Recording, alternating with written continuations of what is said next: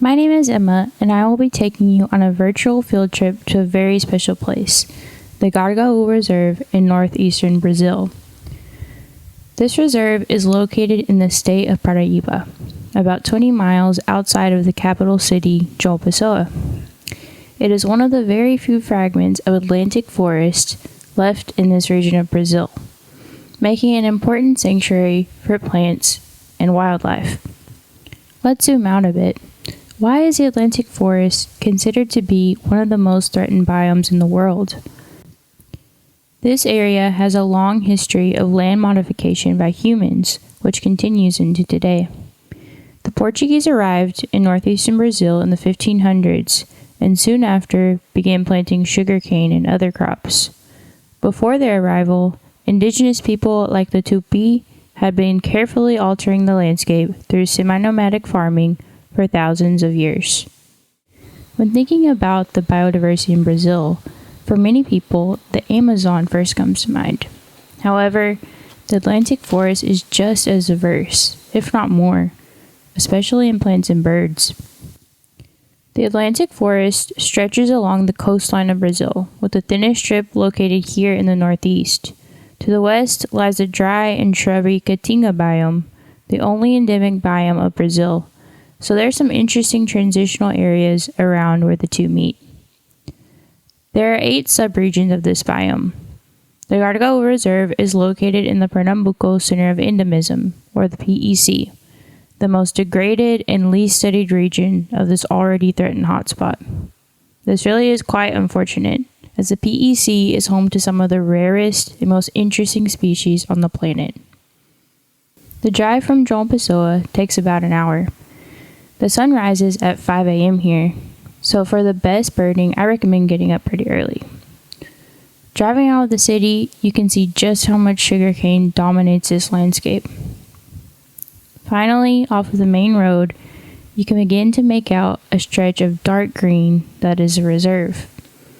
Just make sure you watch out for the potholes. Because we are so close to the equator here, it's hot all year round, and the temperature is always between 75 and 90 degrees Fahrenheit, with today being no exception.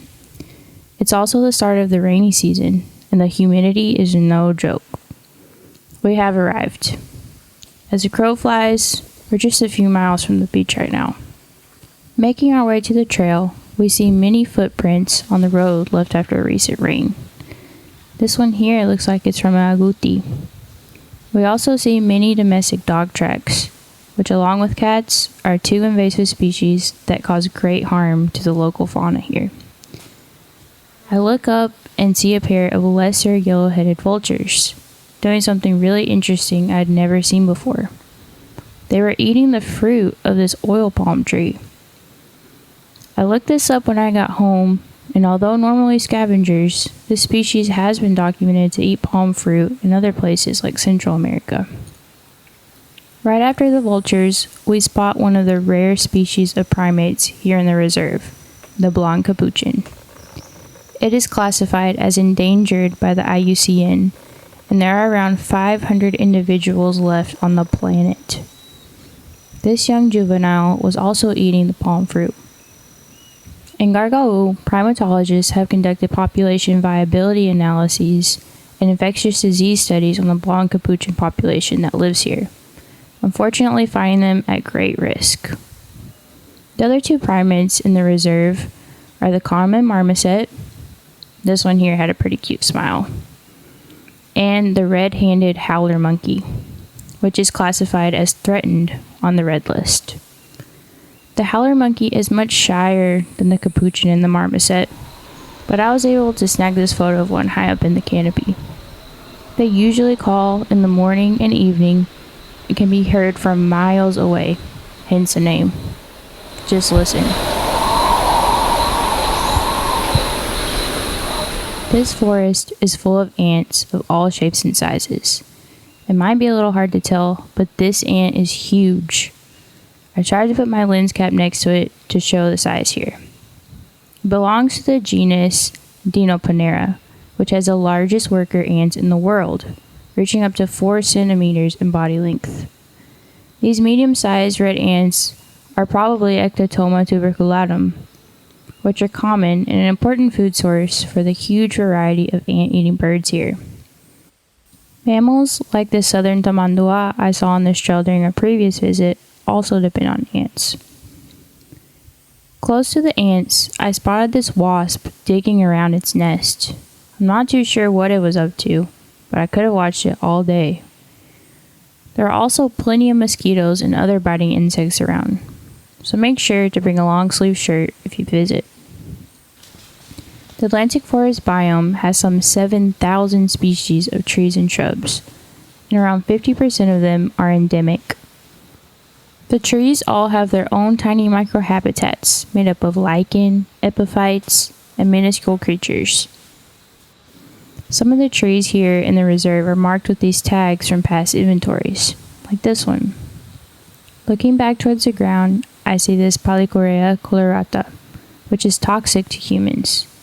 So around here, it is sometimes called the kiss of death.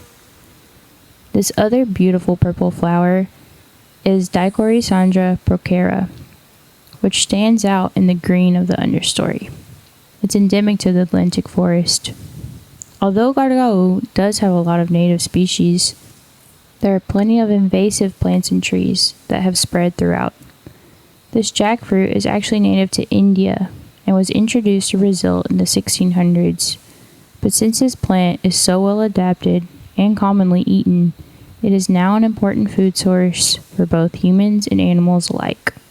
After the rain, the forest is full of mushrooms.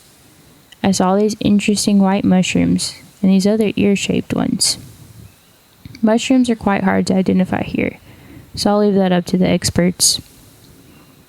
There are many reptiles in the reserve, from snakes to lizards to this big friend I heard slowly stomping through the leaves. It's a red-footed tortoise, a common species used in the pet trade.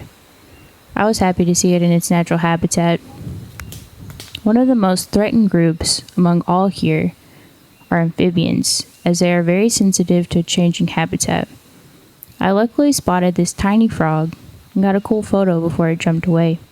I was not able to complete an eDNA sample of this area, but I would have sampled this stream right here that goes through the reserve. The northern Atlantic forest has around 50 native freshwater fishes. A sample of them is shown here from a paper I found online. There are also many notable estuary and marine species in this area, like manatees and seahorses, and the beach nearby is a nesting site for hawksbill sea turtles. But I think these guys deserve their own video. The reserve is one of the best places to see birds in this area, as it is home to around 250 species. An easy to find bird is this beautiful rufous-tailed jacamar, striking an interesting pose for me here. It perches along the edges of the forest, catching insects effortlessly, and has a loud call that carries far.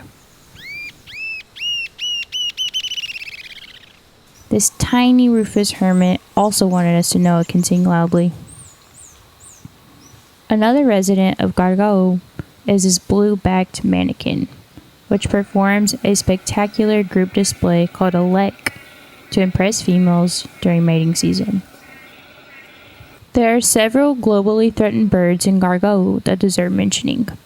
The Pernambuco foliage cleaner, endangered on the IUCN Red List, the golden-tailed parrotlet, the Ceará wood creeper, and one of my personal favorites, the white-collared kite, which is the rarest species of kite in the world. It's classified as endangered and is estimated to have between only 50 and 250 individuals left in the wild. We didn't get to hear or see these 4 birds on this particular outing, but have before in the reserve. The Gargaú Reserve and others like it all around the Atlantic forest are extremely important to protecting these amazing species.